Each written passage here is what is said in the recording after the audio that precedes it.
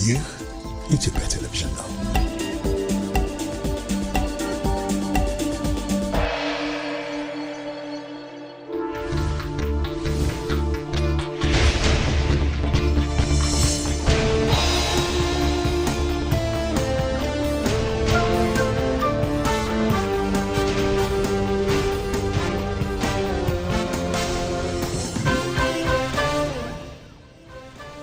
መጋቢት 17 2018 ዓ.ም ተናስልኝ እንደምናመሻችሁ የኢትዮጵያ ቴሌቪዥን ነው። ኢቲቪ 57 ጀምሯል። ዋና ጉዳዮችን ላስረዳችሁ።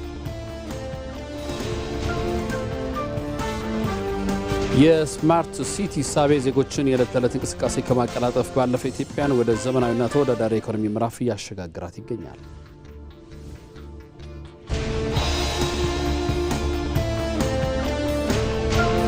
ለቀጠናዊ ሰላምና መረጋጋት በአፍሪካውያን የሚመሩ መፍትሄዎችን ማፋጠን በሚል መሪ ሐሳብ የአፍሪካ ወጣቶች አመራርና ዲፕሎማሲያዊ ኮንፈረንስ በአዲስ አበባ መካሄድ ጀምሯል።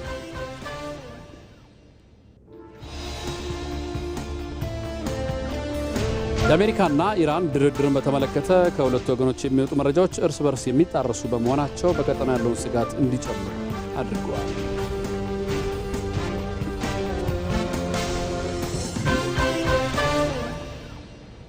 ከዜናዎቹ ጋር አንተነህ ደግፌ ነኝ። አብራችሁን ቆዩ።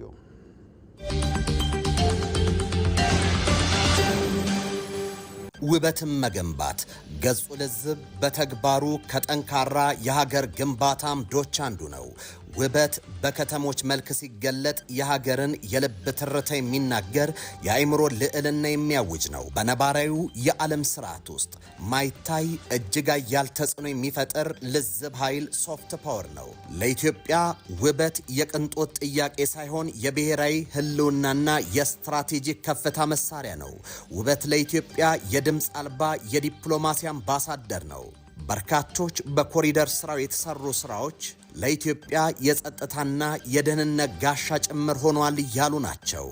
እንዴት? ኢትዮ መልህቅ ዛሬ ምሽት ከ3 ሰዓት ጀምሮ በኢትዮጵያ ቴሌቪዥንና በኢቢሲ.ስትሪም ላይ ይህን ሐሳብ ይተነትናል። ኢትዮ መልህቅ።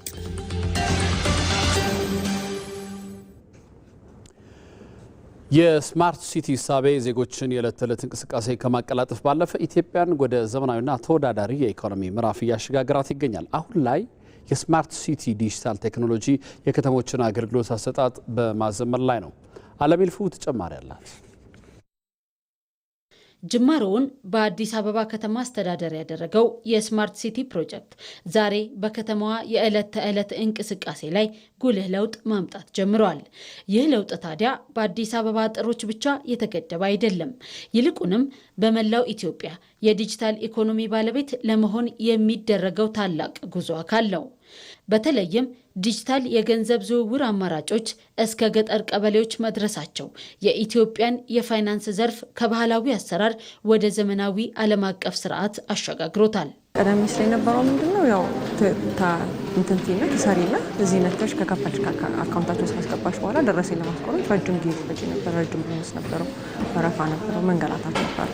አሁን ምንድነው ኢፋይል መሆኑ የጠቀመው? ኢፋይል ታረጋለሽ እዛው ቢሮሽ ሆነሽ ከዛ በፈለግሽው ሰዓት ትከፍያለሽ።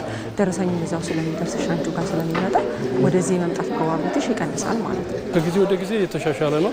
አሁን ለምሳሌ ከዚህ በፊት ክፍያ የምትከፍዪው ከግቢ ወጥተሽ ነበረ። አሁን ግቢ ውስጥ ነው። መንገድ ፈንድም ከግቢ ውጭ ነበር። አሁን ግቢ ውስጥ ነው። ስለዚህ የተሻለ ነው። ከበፊቱ በጣም እጅግ በጣም ጥሩ ነው። ከዚህ የተሻለ ደግሞ ይስተካከላል ብለን እናስባለን። የፋይዳ ብሔራዊ ዲጂታል መታወቂያ አገልግሎት መጀመር ዜጎች በማንኛውም ስፍራ ሆነው የባንክ የጤናና ሌሎች ማህበራዊ አገልግሎቶችን ያለ እንግልት እንዲያገኙ ሰፊ መንገድ ገፍቷል። ይህ እሳቤ ደግሞ ከተሞችን ዘመናዊ ከማድረግ ባለፈ የአሰራር ግልጽነትንና ቅልጥፍናን ለማረጋገጥ ወሳኝ ሚና እየተጫወተ ይገኛል። ለምሳሌ ከተማ ውስጥ የሚለጣጠፉ ወረቀቶች፣ ላስቲኮች የጠፉት ስክሪን ስላለ ነው። ለምንፈልገው ነገር ስማርት ስክሪኖች አሉን፣ ስማርት ላይቶች አሉን፣ ዴታ ሴንሰርስ አሉን፣ ዳታ የምንሰበስብባቸው መንገዶች፣ ያንን ቨርቹዋል የምንቆጣጠርባቸው መንገዶች አሉ። ብዙ የሚቀር ነገር ቢኖርም እየመጣ ያለበት ሂደት በጣም ተስፋ ይሰጣል። ለምሳሌ ዲጂታል አይዲ ሲሟላ አንድ ሰው የሆነ ሰው ላይ አደጋ አድርሶ ወይም ስፒድ ሊሚቱን አልፎ ቢነዳ የመኪናውን ፕሌት ብቻ ሳይሆን ሰውየውን ፎቶውን ብንወስድ አሁን ባለው ሁኔታ የት ነው የሚኖረው፣ ሰውየው ማን ነው፣ አከራካሪ ጉዳይ ነው። ወደፊት ግን ይሄ እየተሟላ ሲሄድ ልክ ፎቶውን ከወሰድን በኋላ ማንነቱን የት እንደሚኖር ስለምናውቅ የእርምት እርምጃ ለመውሰድ ለማስተካከል እድል ይፈጥራል እና ኮሪደር ልማት እንደነዚህ ያሉ ነገሮችን ጠቅሎ የያዘ በብዙ መልኩ የህዝባችን የኑሮ ዘዬ ያሻሻለ ነገር ነው ተብሎ ሊወሰድ ይችላል። እንደ ሀገር እየተተገበረ ያለው የዲጂታል 2030 ስትራቴጂ የዲጂታል ክፍያ ስርዓትን ማጠናከር፣ የኢኮሜርስ ስራዎችን ማገዝና የዜጎችን የቴክኖሎጂ እውቀት ማሳደግ ላይ ትኩረት አድርጎ እየተሰራበት ነው። ዛሬ በኮኔክቲቪቲ ምክንያት ብቻ አንተ 100 ሺህ ያወጣህበትን ዲግሪ በ300 እና በ400 ብር ብቻ በኦንላይን ኤአይ ተጠቅሞ ሰው ሲሚላር ኮርሶች ይወስዳል። ካንተ እኩል ስራ ያገኛል። ካንተ እኩል በኩባንያዎች ይፈለጋል።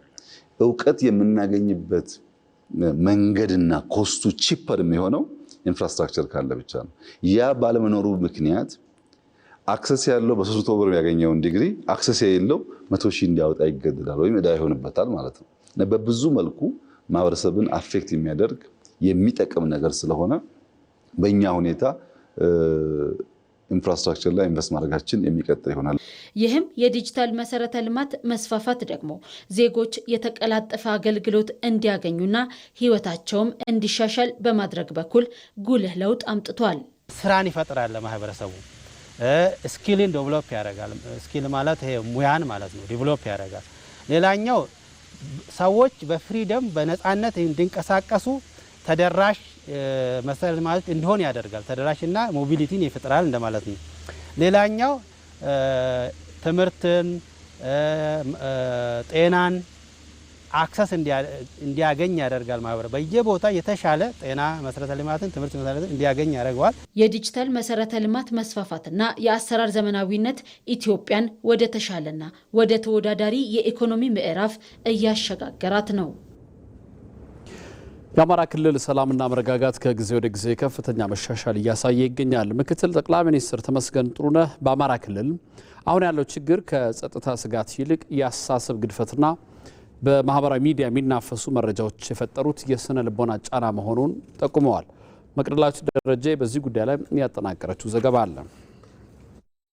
በአማራ ክልል ሰላምና መረጋጋት ከጊዜ ወደ ጊዜ ከፍተኛ መሻሻል እያሳየ ይገኛል። ምክትል ጠቅላይ ሚኒስትር ተመስገን ጥሩነህ በክልሉ ያለውን የሰላምና ጸጥታ ጉዳይ በማስመልከት ማብራሪያ ሰጥተዋል። በክልሉ የተለያዩ አካባቢዎች ከከተሞች እስከ ገጠር ባደረጉት የመስክ ምልከታ የክልሉ ሰላም መሻሻል ለአጠቃላይ ጸጥታ መስፈን ትልቅ ድርሻ አለው ብለዋል። ቀደም ሲል በማህበራዊ ሚዲያዎች ከሚነገረው በተለየ መልኩ እጅግ የተረጋጋ መሆኑንም ገልጸዋል።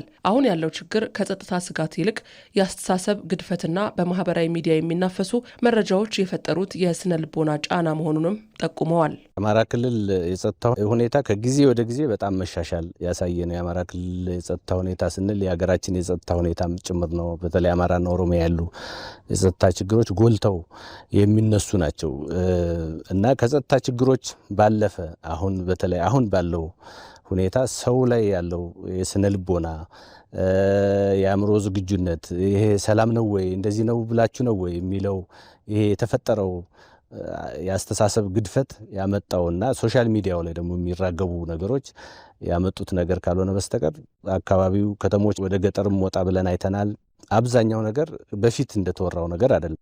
ቁጥራቸው በዛ ያሉ ታጣቂዎች ወደ ማህበረሰቡ ተቀላቅለው ሰላማዊ ህይወት መጀመራቸውንም ገልጸዋል። በተለይም የተመረጡ የታጣቂ አመራር አባላት በጎንደር በባህር ዳርና በአዲስ አበባ የተከናወኑ የልማት ስራዎችን እንዲጎበኙ መደረጉንም አንስተዋል። በዚህም ታጣቂዎቹ የልማት ስራዎችን የመደገፍ ተነሳሽነት እንደፈጠረባቸውም ነው የተናገሩት። የገቡ ታጣቂዎች በተመለከተ በጣም በርካታ ናቸው። ወደ ማህበረሰቡ ገብተው ኑሯቸውን እየኖሩ ነው።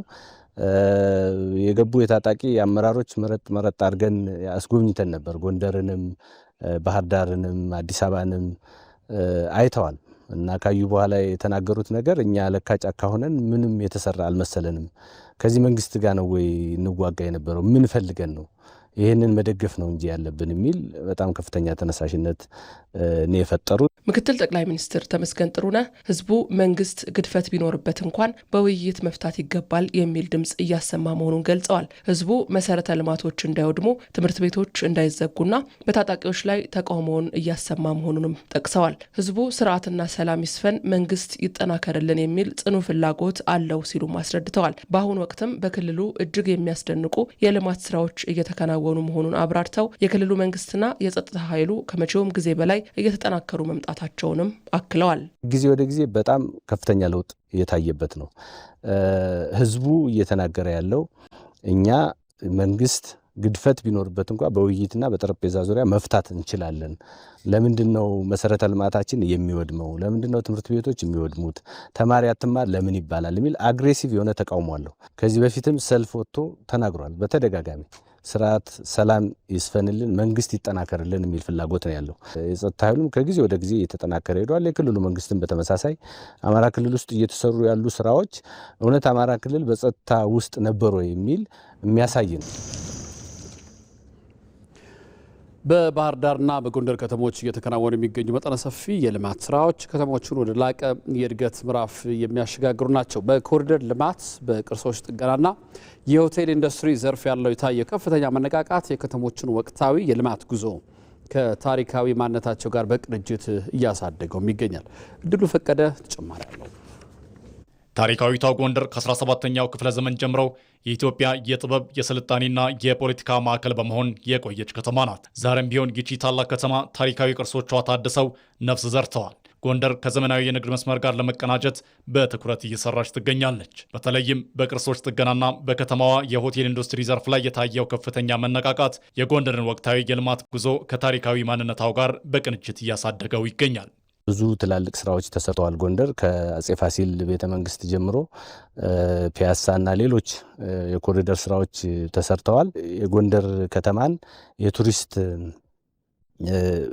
ማዕከል ናት። በፊትም ታሪካዊና ከስርዓተ መንግስት ጋር በተለይ ብዙ ነገሮች ያሉባት ከተማ ስለሆነች ይህን ለማጠናከር የሚያስችል ስራ እዚህ አካባቢ የተሰራ ነው። ለጎንደር ከተማና አካባቢዋ የህልውና ጉዳይ ተደርጎ የሚወሰደው ግዙፉ ፕሮጀክት የመገጭ ግድብ ይጠቀሳል። መገጭ ለጎንደር ከተማ የግድብ ግንባታ ብቻ ሳይሆን የኢኮኖሚና ማህበራዊ ትንሳኤ ዋስትና ተደርጎ ይወሰዳል። የዚህ ፕሮጀክት መሳካት የከተማውን ዘመናዊነትና የነዋሪውን የኑሮ ደረጃ ወደ አዲስ ምዕራፍ የሚያሸጋግር ታላቅ ተስፋ ነው። ከታች ከመሰረቱ ጀምሮ እንደገና ተንዶ የተሰራ ድልድይ ስለሆነ በአዲስ ነው እንደገና የተሰራ። እንግዲህ 65 ሜትር አካባቢ ሄዷል። 30 ሜትር አካባቢ ይቀረዋል። በዚህ ዓመት በቀሪ ወራት አጠናቆ ለማስመረቅ የሚያስችል ስራ እየተሰራ እንደሆነ አይተናል። እንግዲህ የመገጭ ግድብ ፋይዳው ለጎንደር ከተማ በጣም ብዙ ነው። ብዙ ነገር ተብሎበታል ከዚህ በፊት። ዋናው ግን አጠናቆ ወደ ተጠቃሚነት የመቀየር ስራ ያው በፍጥነት እየተሰራ እንደሆነ አይተናል። ስራውም ጥራት ያለው እንደሆነ አይተናል። ከታሪካዊቷ ጎንደር ወጣ ብለን ወደ ባህር ዳር ስናመራ የነገዋ ኢትዮጵያ የልማትና የውበት ተምሳሌቷ የጣና ዳር ፈርጧ ባህር ዳር ትጠብቀናለች። ባህር ዳር ሰፊ የከተማ ማደስ ስራዎችን በከፍተኛ ፍጥነት በማከናወን ላይ ትገኛለች። ይህ እንቅስቃሴም ከተማዋን ለነዋሪዎቿ ምቹ፣ ለጎብኚዎቿ ደግሞ ማራኪ በማድረግ የነገዋን ውብ ኢትዮጵያ በዛሬ ውስጥ እያሳየች ትገኛለች። ባህር ዳር ያው በኮሪደር ልማቱ ጣናን የመግለጥ ስራ የመጀመሪያው ምዕራፍ በጣም በስኬት የተጠናቀቀ ነው ብለን መውሰድ እንችላለን። ከዚህ በፊት ሰው በባህር ዳር ከተሞች ወይም በባህር ዳር መንገዶች ላይ ወክ እያደረገ ምንም አይነት ጣናን የማየት እድል አልነበረውም። አሁን ግን ከየትኛውም ቦታ ሆኖ ጣናን መመልከት እንዲችል አድርገናል። ያው ባህር ዳር እንግዲህ የተወሰኑ ወራቶች ሞቅ የሚል የአየር ንብረት ያላት ከተማ ስለሆነች ጣና መገለጡ ከውበቱም በተጨማሪ ከተማዋ ትንሽ የአየር ሁኔታዋ ቀየር እንዲል ቬንቲሌትድ እንድትሆን ያደረገ ነው እና አየር ከየትኛውም አቅጣጫ ወደ ከተማው እንዲነፍስ ከትልቁ የጣና ሐይቅ ማድረግ የቻለ ስራን የተሰራ በመጀመሪያው ምዕራፍ። ሁለቱ ከተሞች ጥንታዊ ማንነትን ከዘመናዊ ስልጣኔ ጋር አጣጥሞ ለመጓዝ ለሚሻው የኢትዮጵያ ጉዞ ሕያው ምስክሮች ናቸው። ለቀጠናዊ ሰላምና መረጋጋት በአፍሪካውያን የሚመሩ መፍትሄዎችን ማፋጠን በሚል መሪ ሀሳብ የአፍሪካ ወጣቶች አመራርና ዲፕሎማሲያዊ ኮንፈረንስ በአዲስ አበባ መካሄድ ጀምሯል። የሴቶችና ማህበራዊ ጉዳይ ሚኒስቴር ሚኒስትር ዶክተር ኤርጎጌ ተስፋዬ ወጣቶች በአህጉራዊ ዲፕሎማሲና ሰላም ግንባታ ላይ ያላቸው ተሳትፎ ወደ ተግባራዊ እርምጃ ሊቀየር እንደሚገባ በኮንፈረንሱ ላይ አስታውቋል። በጉባኤው ላይ ከተለያዩ አፍሪካ ሀገራት የመጡ ከፍተኛ የስራ ኃላፊዎችም ተገኝተዋል። ህይወት አበበ ኮንፈረንሱን ተከታትላለች። በተባበሩት መንግስታት የኢኮኖሚ ኮሚሽን አፍሪካ አዳራሽ እየተካሄደ የሚገኘው የአፍሪካ ወጣቶች አመራርና ዲፕሎማሲያዊ ጉባኤ ከመላው አፍሪካ የተውጣጡ ወጣት መሪዎችና ዲፕሎማቶችን በአንድ ላይ ያሰባሰበ ነው። የሴቶችና ማህበራዊ ጉዳይ ሚኒስትር ኤርጎጌ ተስፋዬ ባደረጉት የመክፈቻ ንግግርም አፍሪካዊ ችግሮችን በአፍሪካዊ መፍትሄ ለመፍታት የወጣቶች ሚና የማይተካ መሆኑን አንስተዋል። ኢንዲጂኒየስ ናውሌጅ ኤንድ ፊሎሶፊስ ላይክ መደመር የጠቅላይ ሚኒስትር አብይ አህመድ መደመር የሚለው እሳቤ አንድነት ኃይል ነው የሚል መልእክትን የያዘ ነው። እኛ በርካታና ጥልቅ የሆኑ እውቀቶች ባለቤት ነን። ይህንንም ለአንድነታችንና በጋራ ለመስራት መጠቀም አለብን። ይህም አፍሪካን ጠንካራ እንድትሆን ያደርጋታል።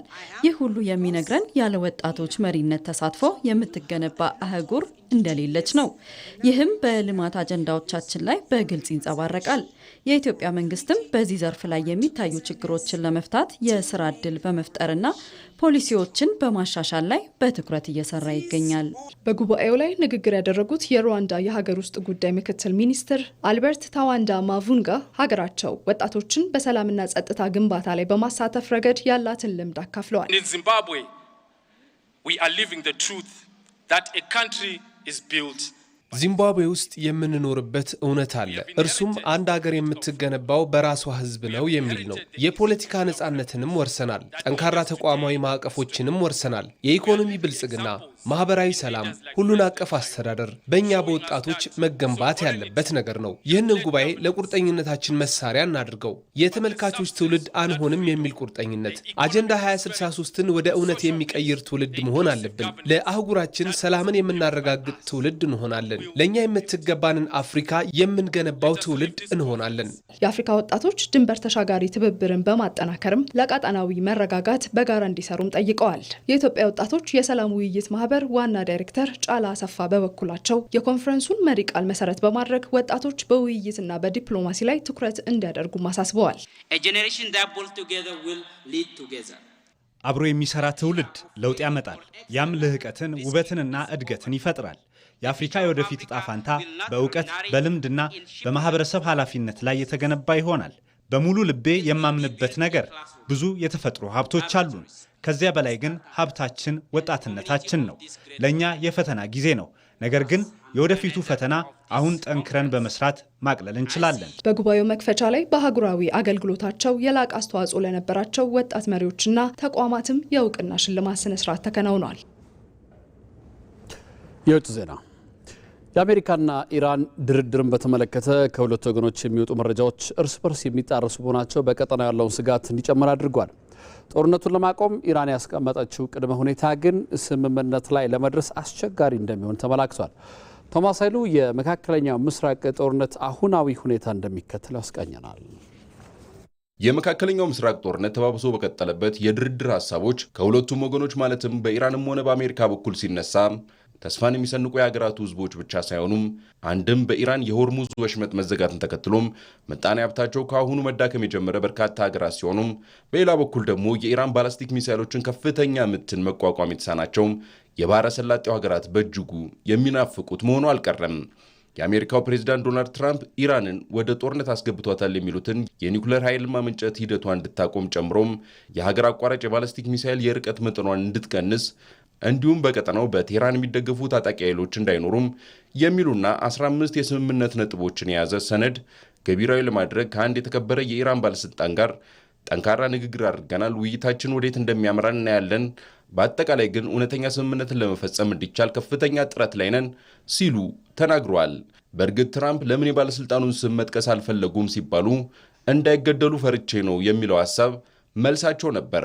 የዋይት ሃውስ ፕሬስ ሴክሬታሪ ኃላፊ ካሮላይን ሌቪት ትላንት ስለ ጦርነቱ ሰፋ ያለ ማብራሪያ በሰጡበት መግለጫቸው ትራምፕ ውጤታማ ውይይት ከኢራን ባለስልጣኖች ጋር ማድረጋቸውን ገልጸው የፕሬዝዳንቱን ሐሳብ ደግመውታል።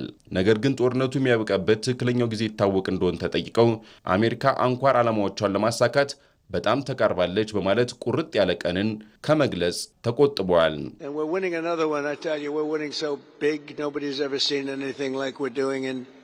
በመካከለኛው ምስራቅ ማንም አይቶት በማያውቀው መጠን እያሸነፍን ነው። እየተደራደሩን ነው። ይህንን በጣም ይፈልጉታል፣ ግን መናገሩን ይፈሩታል። ምክንያቱም በራሳቸው ሕዝብም በእኛም እንዳይገደሉ ይፈራሉ። የዛ ሀገር መሪ መሆን የሚፈልግ የለም። በእርግጥ ይህ የዶናልድ ትራምፕ የድርድር ሀሳብን ተከትሎ ወዲያውኑ የኢራን ባለስልጣናት እስካሁን ከአሜሪካ ጋር ድርድር የሚባል ነገር አለመጀመሩን አስታውቋል። ነገር ግን ስለ ድርድርና ስለ ሰላም ከማውራት በፊት 5 የሚደርሱ ቅድመ ሁኔታዎችንም አስታውቋል። ከነዚህ ወሳኝ ነጥቦች መካከል በድጋሚም ኢራን ላይ ጦርነት እንደማይከፈት አስተማማኝ ሁኔታ ስለመፍጠርና በጦርነቱ በኢራን ላይ ለደረሰው ጉዳት ካሳን ጨምሮ በሆርሙዝ ወሽመጥ ቴህራን ያላትን መብትና ሉዓላዊነት ዓለም አቀፍ እውቅና መስጠት የሚሉ ሀሳቦች ዋነኞቹ እንደሆኑ ተጠቁሟል። ይህ የቴህራን ሀሳብ በቀጠናው ያለውን ውጥረት ዳግም እንዳይባባስ ስጋትን ፈጥሯል። Do not call your defeat an agreement. በመሸነፋችሁን ስምምነት ብላችሁ አትጥሩት። የእናንተ የቃል ጊዜ አብቅቷል። ዛሬ ዓለም ሁለት ግንባር አላት፣ የእውነትና የውሸት የሚባሉ። ሁሉም ነጻነት ፈላጊ በእናንተ የሚዲያ ዘመቻ አንሸወድም። ከራሳችሁ ጋር በምታደርጉት ንግግር አንታለልም። የቀድሞ የነዳጅ ዋጋ አይታሰብም። የቀጠናው ሰላም የሚረጋገጠው በኃይላችን ነው። ኢራን ከአሜሪካ ጋር ስለሚደረገው የድርድር ሀሳብ ውድቅ ማድረጓን ተከትሎም በሀገራቱ መካከል ከፍተኛ ለመተማመን እንዲበረታም አድርጓል። ይህ አለመግባባት የሚያሳየው ጸሐፊ አንቶኒዮ ጉተሬስ የመካከለኛው ምስራቅ ጦርነት የዓለምን ምጣኔ ሀብት በማናጋትም ይሁን የዜጎችን ሰቆቃ በመጨመር ሂደት ውስጥ ከቁጥጥር ውጭ መውጣቱን ሲገልጹም የጦርነቱ ቀውስ ምን ያህል አሳሳቢ እንደሆነ አመላክቷል። Just hours into the outbreak of the war in the Middle East, I warned that the fighting risked triggering. በመካከለኛው ምስራቅ ጦርነት ከመጀመሩ ከሰዓታት በኋላ የጦርነቱ ቀውስ መቋቋም ከሚቻለው በላይ ሊሆን ይችላል ብዬ አሳስቤ ነበር። በ3 ሳምንታት ውስጥ ከቁጥጥር ውጭ ሆነዋል። መሪዎችም ከሚገምቱት በላይ ነው። ዓለም ወደ ሰፊ ጦርነት እየገባ ነው። የሰዎች ስቁቃም እየጨመረ ነው።